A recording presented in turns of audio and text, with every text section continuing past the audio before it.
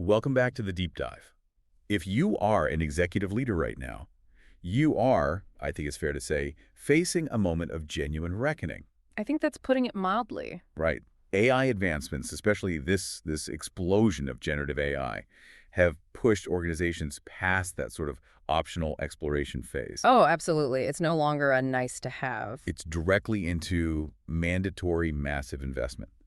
So today, we are analyzing a really comprehensive framework, a deep, detailed white paper that's designed specifically to help business leaders operationalize AI. That's the key word, operationalize. Exactly. Our goal today is to give you the playbook for designing a strategy that isn't just about, cool technology, but about driving real, measurable business transformation. That's absolutely right. Our mission here is to move you beyond viewing AI as just a collection of, isolated data science projects. Right? These little siloed experiments.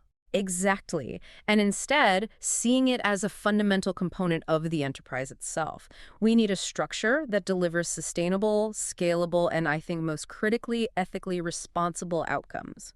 We are defining the move to the AI-centric enterprise. Okay, let's unpack this. We all know the potential is huge, but how do leaders who are, typically responsible for the big strategic direction, how do they ensure that the execution doesn't just fall apart? Fall apart in technical debt or legal complications, which happens all the time. Yes. How do you connect a C-suite mandate, that big top-down vision, to a model being built by a data scientist in the trenches, the bottom-up innovation? That is the core conflict this framework resolves. You have these two innovation streams, and they're running constantly. The top-down stream, that's the executive vision, right? It's the CEO saying, we must use AI to achieve industry differentiation and disrupt our competitors. Big picture stuff, high-level strategy. High-level strategy tied to massive resource allocation. And then you've got the bottom-up stream, which is often where the most exciting, innovative work is actually happening, but it's also the most prone to just existing in a silo. Precisely. That's the data scientist team proving that, say, a predictive maintenance model can reduce factory downtime by 20%. It's highly focused, technically brilliant, but potentially completely isolated. So it never scales. It never scales. The brilliance of this strategic playbook is creating a structured organizational and architectural environment, a sort of innovation funnel, if you will. Okay, I like that. An innovation funnel. A funnel that can absorb both the broad top-down mandates and the specific bottom-up initiatives, vet them for scalability and compliance, and then align them perfectly with corporate strategy to unlock new quantifiable business value. And if you don't build this funnel, If you don't, the bottom-up projects die on the vine, and the top-down mandates become incredibly expensive failures. so let's start with that foundational challenge for any executive team. The primary goal here, according to our source material, is achieving programmatic operationalization. Right. It can't be sporadic. It has to be systematic. Exactly. It's about taking those little isolated successes and turning them into predictable, repeatable processes across the entire organization. Building a machine. You're building a machine that consistently churns out successful AI applications, not just, celebrating a single proof of concept that goes nowhere. But we can't forget the critical secondary objectives. Which are the guardrails? They are the foundation, really. First, ensuring the entire AI practice is legally compliant. And that's a huge undertaking given the rapidly evolving regulatory landscape, globally. It changes every week. It feels like it. Mm.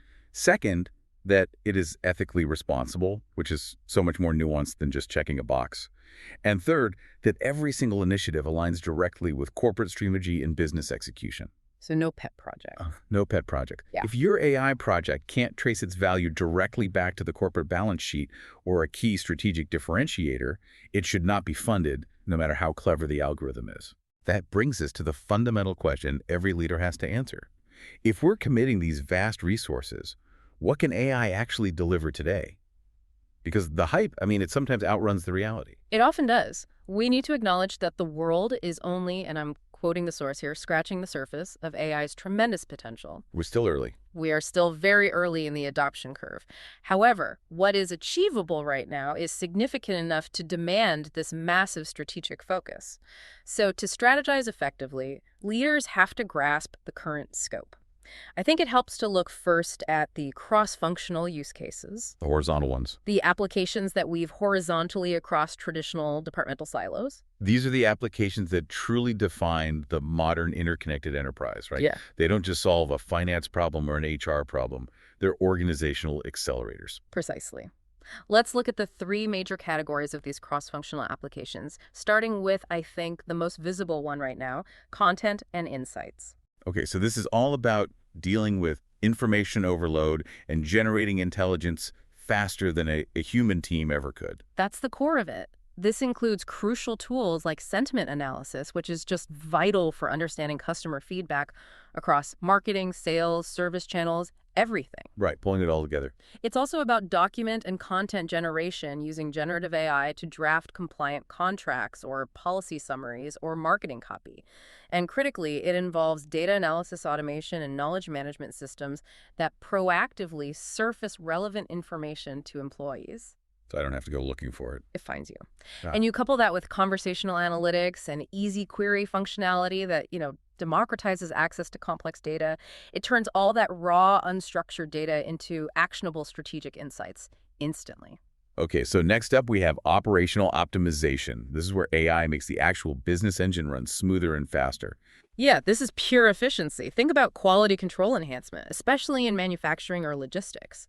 You've got AI vision systems or audio inspection that can catch defects at scale, far beyond what any human could do consistently. Right, the human eye gets tired, the AI doesn't. Exactly. It's about automating complex regulatory compliance checks in real time and, of course, broad process optimization and automation. This isn't just following a set of rules, it's predicting bottlenecks and recommending real-time process changes before the problem even happens. And finally, the big one, the customer-facing breakthrough. Personalization. We see a lot of this already, but enterprise-grade AI, it seems to lift it beyond just simple segmentation. Oh, way beyond. It moves to what the Playbook calls contextual hyper-personalized activation. Okay, let's break that down. It means personalized communication and recommendations aren't just based on, say, your demographic or your last purchase. It's based on the real-time context of your interaction. So where I am right now, Where you are, what you are looking at on the website, what the inventory levels are at that exact moment, and crucially, this includes predictive pricing. okay, let's pause on predictive pricing. That sounds like a potential ethical minefield on one hand, but also a massive revenue driver on the other. What does it actually involve? It's highly technical, and you're right to flag the ethical concerns, which we'll get to. But in practice, it moves pricing from a static list or an occasional promotion to a continuous optimization loop. A loop. A constant loop. It requires integrating real-time market data competitor prices, demand signals with your own proprietary up-to-the-second margin calculations and cost-to-serve metrics. The AI then dynamically adjusts the price for a specific customer or transaction point to maximize profitability. Without presumably compromising competitiveness or, fairness? Without compromising either, it's a fine line. It ensures you never leave margin on the table while still converting the sale. That level of optimization, that micro adjustment, is only possible with AI. Now that we've established the horizontal power of AI, let's drill down into specific vertical applications. We're going to focus on the breakthroughs, not just, list every possible use case. Let's start with finance and supply chain, the backbone of operations. They have to operate with machine-like efficiency. They really do. And in finance, AI is fundamentally changing the role of the financial employee from, say, a transactional processor to a strategic advisor. I've heard that a lot. Yeah. How does that actually break down into specific applications? Well, on the automation and efficiency side, AI handles the grunt work that used to consume so much valuable time. You've got automated invoice data extraction and validation, efficient processing of expenses, rapid financial reconciliation, all the things that are necessary but not value additive from a human perspective. It frees people up. Exactly. But the most valuable application is sophisticated cash flow forecasting. AI can process far more variables, market sentiment, supplier payment history, seasonal demand changes, to provide liquidity planning that is dramatically more accurate and less reactive than any traditional method. And on the strategic insight side, how is AI advising the business? It's providing deep financial reporting insights, moving beyond just what happened to why it happened, and more importantly, what's next. So predictive. Highly predictive. And more interestingly, AI is now used for detailed analysis of vast libraries of contracts spanning sales, HR, procurement, supply chain, you name it. It can analyze contract language for risk, for consistency, for compliance, and it can even generate compliant contract content that's ready for signature. Wow. And the key output here would be what? The crucial output is proactively flagging legal compliance alerts based on complex pattern recognition in transaction data before a human auditor would ever find it. Okay, shifting to the supply chain. This domain just thrives on predictability.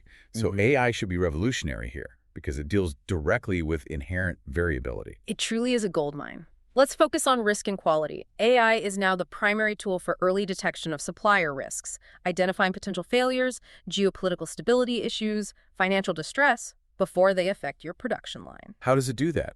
It's powered by systems that monitor supplier networks in real time, scraping news, financial reports, shipping data, everything. And for quality assurance, we see predictive anomaly detection via machine vision or audio inspection right on the factory floor. It's catching minute defects in products or components that would be impossible for human inspectors to maintain consistency on over, say, an 8-hour shift. Right. And for planning and logistics. Accuracy is everything. AI drives accurate demand prediction, which reduces waste and overstocking. It's responsible for incredibly complex route planning and optimization, calculating the fastest, cheapest, and most sustainable path for goods. It's not just about speed anymore. No, sustainability is a huge factor, and it manages variability management in resource planning, or MRP, runs. This means if a crucial component is delayed, the AI instantly recalculates production schedules and resource requirements to minimize the impact. It keeps the entire logistics chain synchronized. And you get real-time visibility too, I assume. Real-time visibility, and it enables predictive maintenance for fleet vehicles or critical factory machinery, so you fix things before they break. Let's move to procurement and human resources. These departments are often, maybe unfairly, seen as cost centers, but they are absolutely mission critical for securing the organization's foundations, talent, and suppliers. And procurement benefits immensely. On the risk and analysis front, AI provides insightful supplier evaluation and predictive risk management, moving way beyond simple scorecards to deep network analysis. It runs intelligent spend analysis, automatically categorizing transactions and spotting hidden savings or non-compliant spending. And the generative AI component here isn't just about, drafting emails, is it? No, not at all. It is about accelerating complex, high-stakes transactions. AI enables advanced guided buying, ensuring employees make compliant purchasing decisions effortlessly. It efficiently manages sourcing events and auctions, which historically required huge manual overhead. And the contracts. Yes, it generates contract content that is personalized to the deal, legally compliant, and structured to minimize risk exposure, all while providing real-time insights and predictive alerts to buyers during the negotiation. Since we've covered the operational backbone, let's shift to the other foundational component, the people. Human resources. This area presents incredible potential for efficiency, but also, I imagine, significant risks related to bias and explainability. You've hit on the core tension. The focus here is on talent management. AI manages advanced, automated candidate screening, but the key word is insightful. It's not just keyword matching. It's about more than the resume. It's about efficiently managing talent pools, optimizing resource and staffing placement, and providing personalized recommendations in learning management and career planning. This is AI recognizing skill gaps in the organization and proactively suggesting development paths to keep the workforce current. And how does AI fundamentally improve the daily employee experience? It supports the employee self-service model in a much more intelligent way. Digital assistants handle routine requests, which frees up HR professionals for strategic work. It personalizes employee surveys, not just collecting data, but identifying key themes and proposing immediate, actionable intervention plans for, say, a specific department showing signs of burnout. That's powerful. It is, and automated payroll and benefits queries dramatically reduce that administrative load, allowing HR to focus on strategic personnel development and retention rather than just fielding FAQs.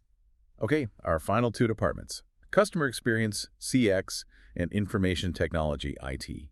CX is the ultimate external interface, and IT is the technical engine supporting everything we've just discussed. CX is where we see some of the most visible strategic change driven by AI, primarily through personalization and sales. AI delivers those intelligent customer insights that fuel the contextual, hyper-personalized activation we talked about earlier. It provides smart product recommendations and drives predictive e-commerce and marketing, including automated content generation tailored for specific segments and channels. And what about keeping the customers we already have? Customer retention. That's where AI really shines in retention. It's much, much cheaper to keep a customer than acquire a new one.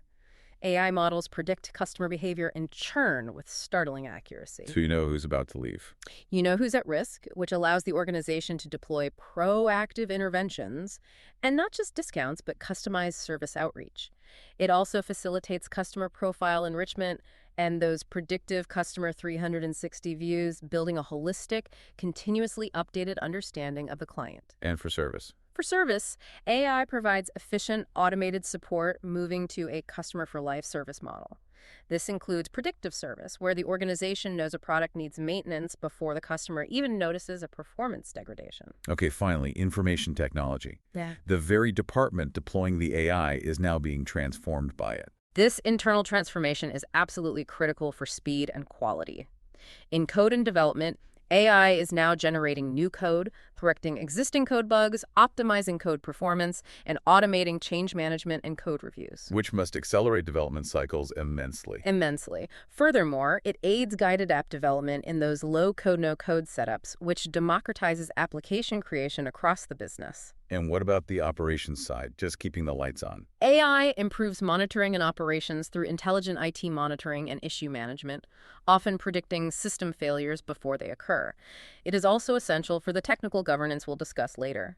AI model lifecycle management and enhanced automated machine learning, or AutoML AI, which helps optimize and deploy models faster. It all runs on data. It all runs on data, so AI has to help with data health, intelligent data mapping, data quality management, and data transformation to ensure the models are consuming clean, reliable data to begin with. Now that we've established the breadth of AI's application, we need to pivot to the strategic imperative.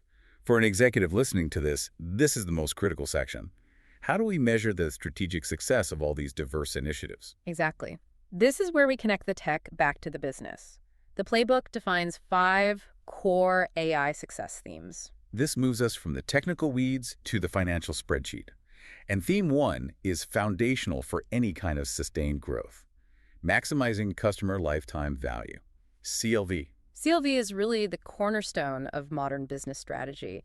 It's a holistic view of the customer relationship, focusing on long-term profitability and loyalty, not just the next transaction. And the framework breaks CLV down into 3 clear, measurable factors that AI has to influence. That's right. The 3 factors are frequency of purchase, value of sales per transaction, and profitability, which is essentially the cost to serve. Okay, let's start with frequency of purchase. How does AI make people buy more often or buy more things when they do purchase? AI optimizes the entire sales sequence.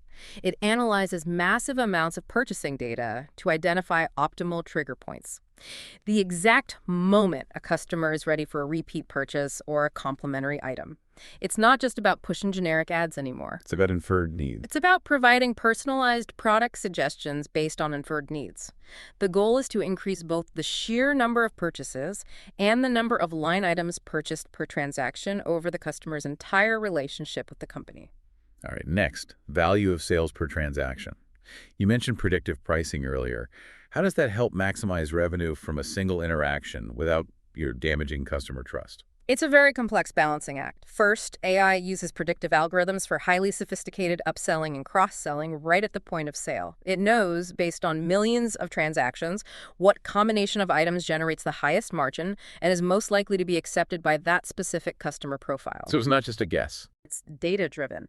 Second, the advanced dynamic pricing we discussed is key.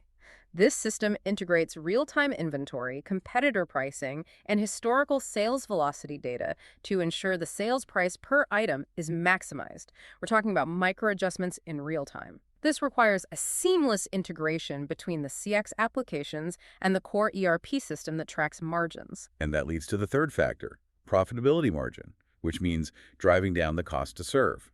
Traditionally, that meant offshoring or squeezing supply chain costs. How does AI offer a better way? The source material really stresses that the biggest driver of cost reduction here is creating a streamlined, well-integrated customer It's experience. about removing friction. Exactly. If the front office CX systems, like your e-commerce platform or call center, are perfectly connected to the back-end ERP and supply chain systems, you eliminate friction, manual handoffs, and error rates. So a better experience is a cheaper experience to provide. A much cheaper experience. When a customer can use omni-channel self-service commerce and seamlessly resolve their own issue, the cost to serve plummets compared to a high-touch manual support process. And on top of that, the adoption of innovative models, especially recurring subscriptions, dramatically stabilizes and improves long-term margins. Moving to theme 2, employee and suppliers' productivity and satisfaction. Hmm. It's so easy to focus just on the customer, but the playbook is very clear that internal stakeholders and the supplier network are mission-critical targets for AI investment. They have to be. If you are hyper-focused on your external stakeholders, your shareholders, and your customers, but you neglect the foundation of the business, your sustainable advantage will eventually crumble. And supplier satisfaction. Why is that so important? Because supply chain resiliency is now a CEO-level concern. Supplier satisfaction equals predictable supply and lower risk. So AI has to support this foundation. That makes a lot of sense. So where does AI focus its efforts internally? The domains are broad. For employees, it's about enhancing engagement and curbing attrition by removing tedious, repetitive work. AI automates routine procedures onboarding, compliance checks, data entry, which means the human workforce can focus on problem solving and creative tasks that they were hired for. And it helps with burnout. It does.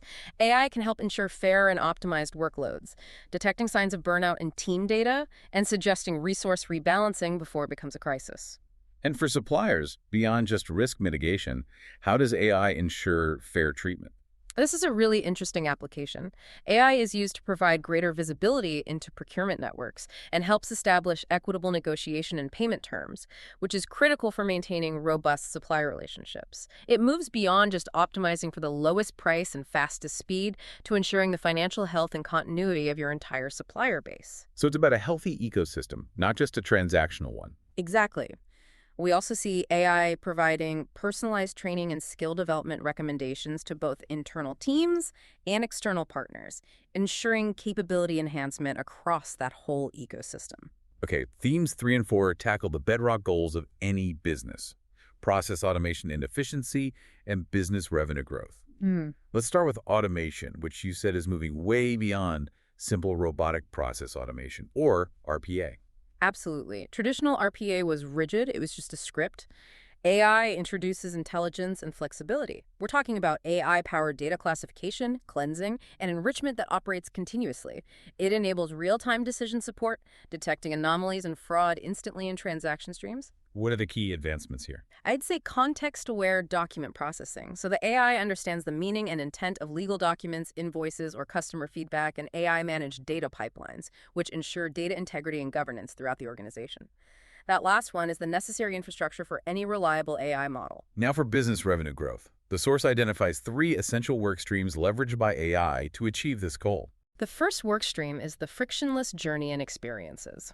This recognizes that customers engage across physical and digital channels in, completely uncontrolled ways. AI's role is to ensure contextual, seamless experiences using predictive analytics to anticipate their needs. So the system knows my history across every touch point. Right. It orchestrates state-of-the-art sales lead-to-cash solutions and provides a truly unified omni-channel service experience. This is the difference between a frustrating web chat that fails to integrate with a subsequent phone call and a system that knows your full history from the moment you connect. The second work stream focuses on stability and valuation, recurring revenue. This is a huge strategic shift from a transactional mindset to a relationship mindset. Companies are moving from sell and forget to adopt and use. The subscription economy. The subscription economy, powered by AI. It increases lifetime value through sophisticated, personalized subscription models.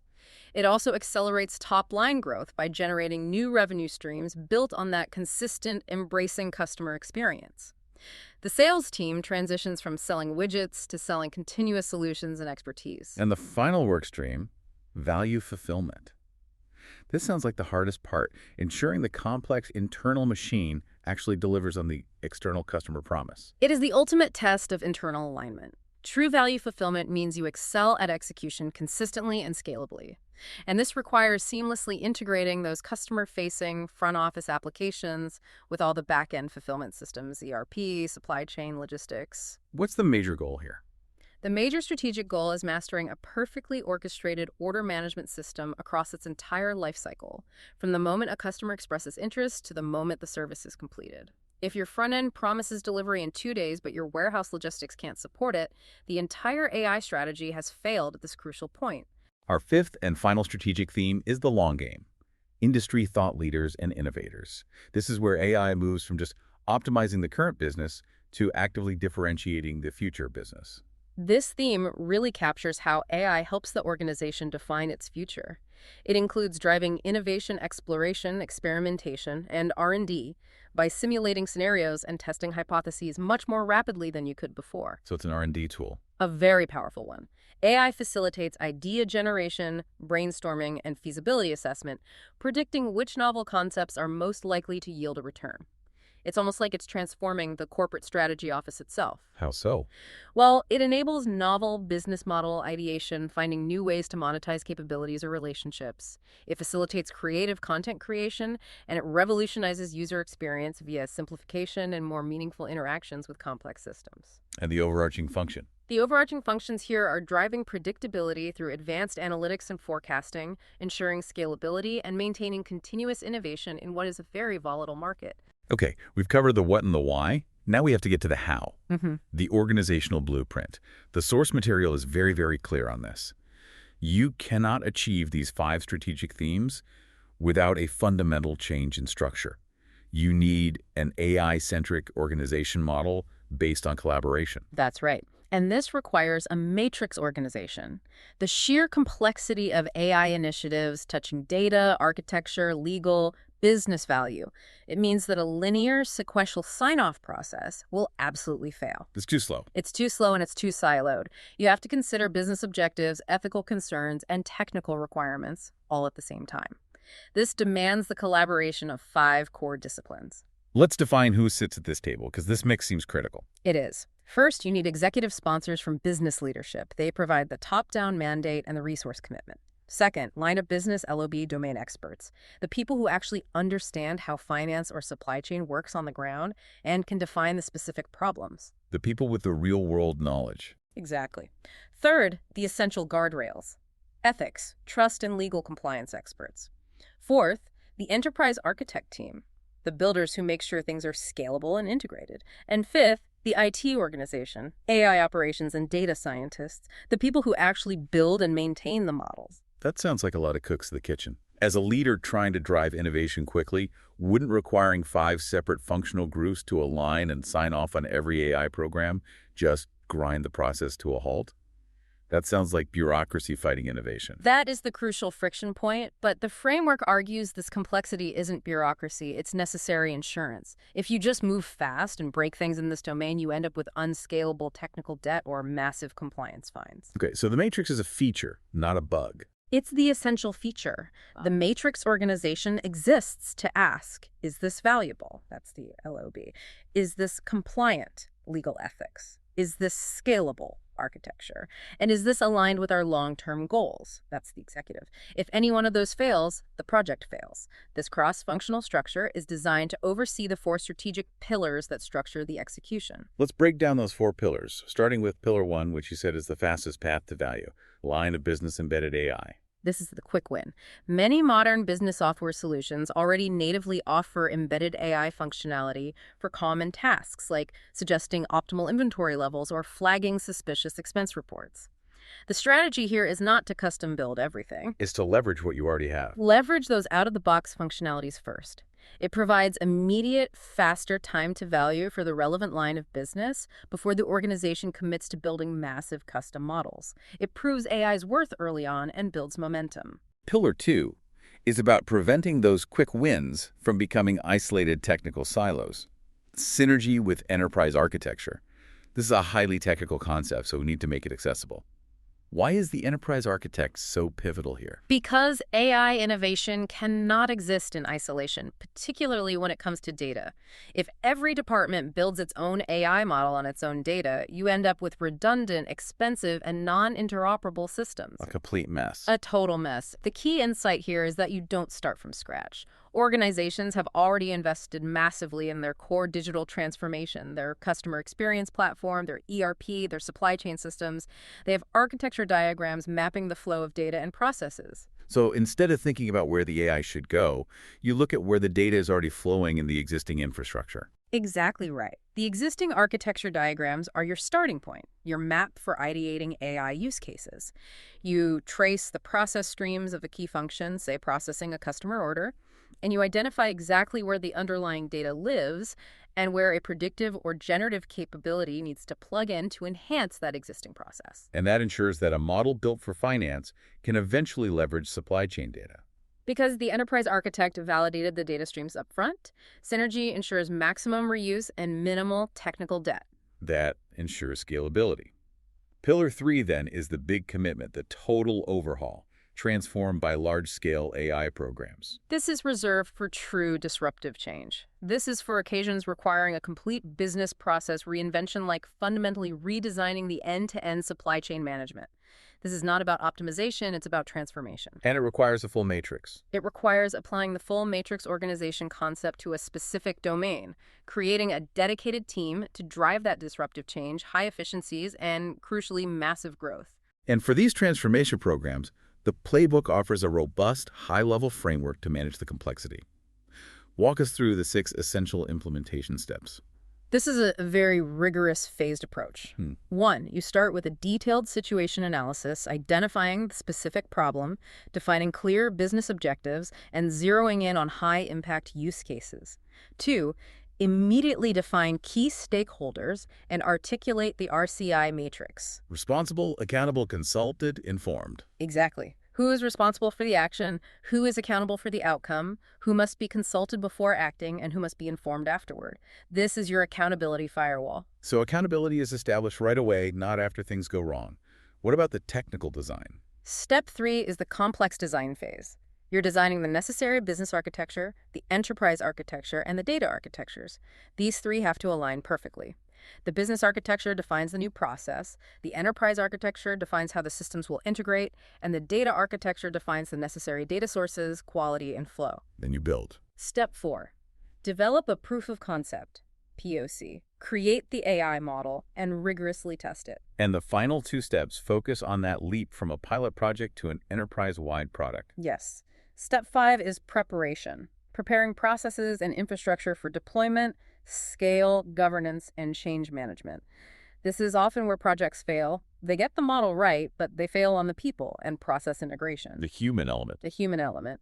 And 6, scaling the POC to enterprise-wide product readiness, focusing on continuous innovation and measuring the success against those 5 strategic themes we discussed. This rigorous 6-step process is the insurance policy against having a brilliant prototype that simply can't be deployed at scale. Let's solidify how these pillars map to actual execution. We have 2 distinct execution flows based on the scale of ambition. Right. Execution flow 1. Embedded AI implementation is designed for speed, using that native functionality we talked about. It's a 6-step adoption process. 1. Learn and educate the LOB team on the available native cloud features. 2. Initiate relevant, often minor, process changes to accommodate the new AI capability. 3. Check data readiness. Always comes back to the data. Always. You have to ensure the native AI can access the necessary clean data. So it's process, data, then deployment. Exactly. 4. Use the out-of-the-box AI functionality. 5. See the results and refine the process based on those measurable outcomes. And 6. Adopt and scale the solution across the relevant domain. It's a fast, process-focused flow designed for quick wins. Contrast that with execution flow 2. Big-scale transformation. This begins with strategy and design, not just adoption. This is a full organizational redesign. It begins with design thinking, challenging all the current assumptions about how the business process must work. 2.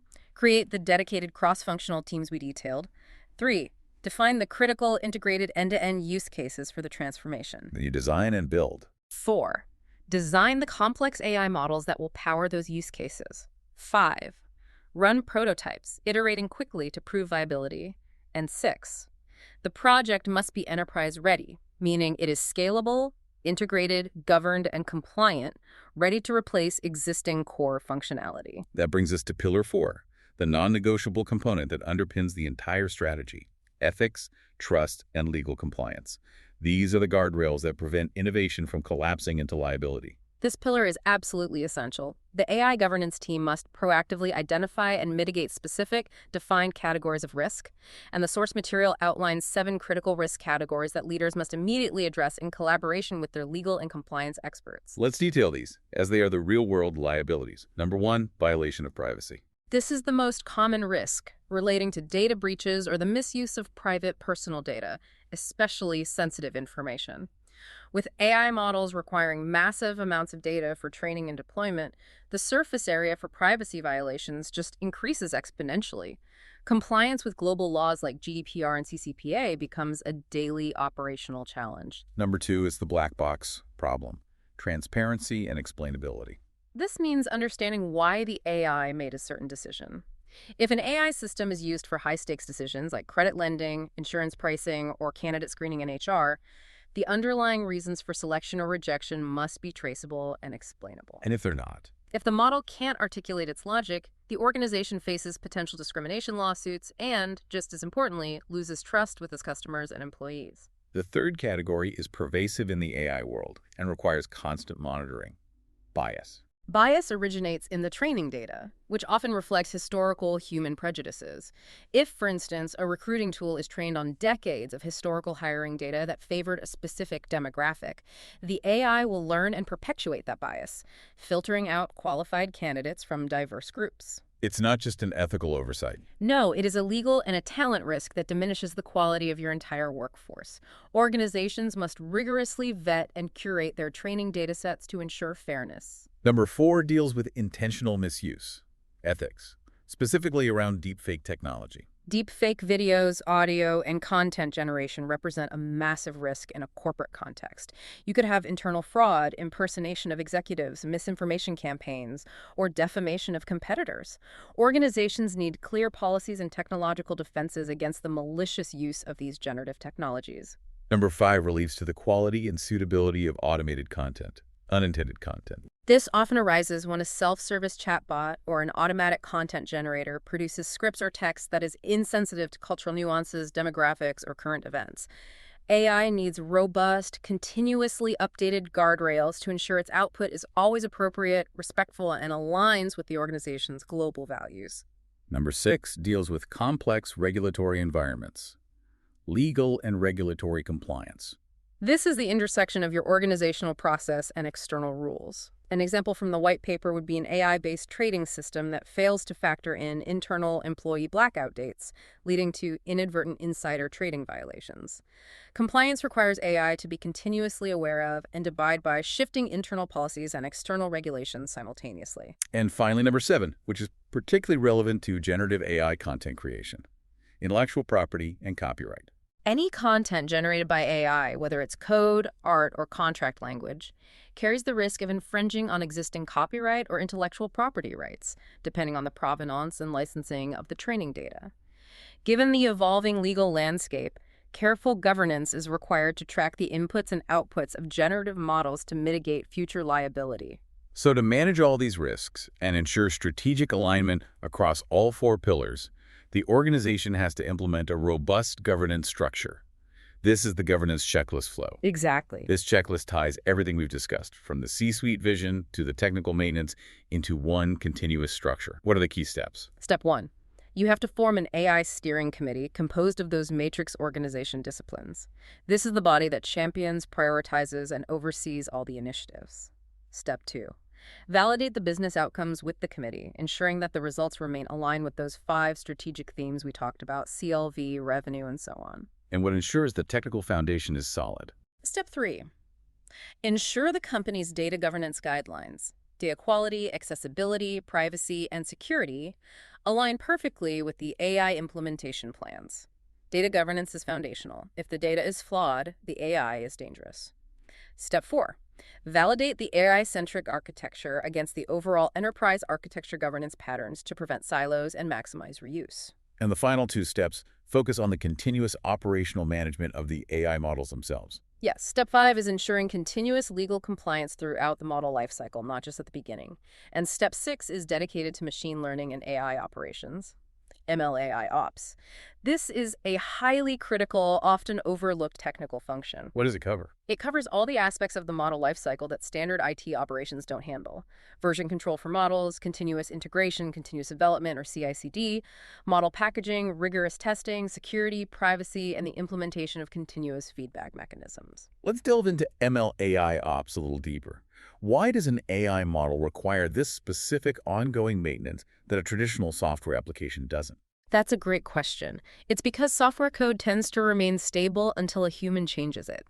A model, however, is a statistical snapshot of the world at the time it was trained. Over time, the real world changes. Customer behavior shifts, market conditions evolve, and the model's accuracy degrades. This is what's called model drift. That's exactly right, model drift. MLAI ops is the continuous automated process that monitors performance metrics, detects that drift, automatically retrains the model on new data, and then redeploys the updated version securely and compliantly. Without robust MLAI ops, even the most brilliant model will become obsolete or inaccurate within months. Turning a strategic asset into a liability. Precisely. So governance isn't just about ethics and legal checks. It's about this deep technical life cycle management to ensure performance and reliability. Sustainable AI is inherently deeply technical and organizational. It's not a one-and-done project. Not at all. That's the entire thesis of the playbook. It requires sophisticated underlying infrastructure, a master data hub, integration platforms as a service, and robust cloud extensibility incorporating microservices and intelligent workflows, all governed by this MLAI ops process. This has been an incredibly rigorous deep dive into the enterprise AI strategy playbook. What we've concluded, I think, is that designing a successful AI strategy is not an optional extra for the data science team. It is a holistic corporate strategy built on the foundation of a 5-discipline matrix organization. And the sustainability of that organization relies on the simultaneous, rigorous pursuit of 4 strategic pillars: leveraging quick wins through line of business embedded AI, maintaining crucial synergy with the existing enterprise architecture, driving deep change through large-scale transformation programs, and constantly enforcing the guardrails of ethics, trust, and legal compliance. And the success metrics are clearly defined and financially focused, ensuring AI investment translates directly into value. Boosting customer lifetime value, improving employee and supplier productivity, maximizing process automation and efficiency, accelerating business revenue growth via recurring revenue and frictionless experiences, and cementing the organization's role as an industry thought leader and innovator. The white paper makes the necessity of viewing AI as a fundamental, permanent pillar of the enterprise's entire IT and data infrastructure unmistakable. The complexity required in the architecture, covering everything from the master data hub to the necessity of ML AI operations, reinforces that this is a long-term organizational commitment, not a short-term project. Which leads us to our final thought for you, the listener. We've seen how AI can transform nearly every department, from finance to HR.